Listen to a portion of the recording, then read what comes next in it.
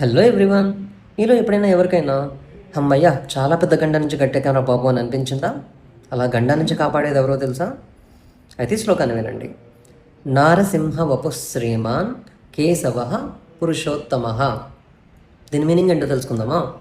So Narasimha వపు అంటే తన భక్తుడైనటువంటి ప్రహ్లాదుడిని ఆ హిరణ్యకశ్యపుడు అనే ఒక రాక్షసు నుంచి కాపాడడానికి ఆ స్తంభాన్ని చీల్చుకుంటూ ప్రత్యక్షమైన సాక్షాత్తు ఆ శ్రీ మహావిష్ణువు.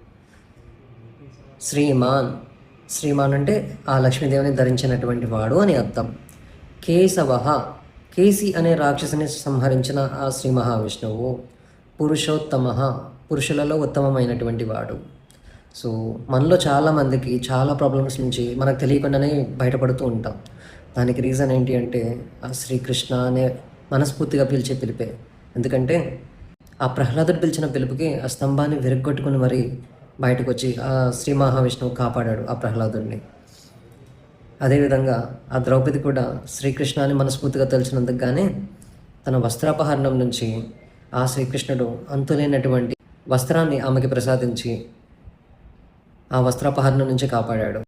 మీలో ఎవరికైనా ఎప్పుడైనా ఏదన్నా గట్టిగా కష్టం వస్తే కనుక ఒక్కసారి మనస్ఫూర్తిగా హరే కృష్ణ అని తలుచుకోండి. ఆ కష్టాలు మొత్తాన్ని ఆయనే తీర్చేస్తాడు. సో నెక్స్ట్ శ్లోకంలో ఇంకొన్ని నామాల యొక్క మీనింగ్స్ తెలుసుకుందాం.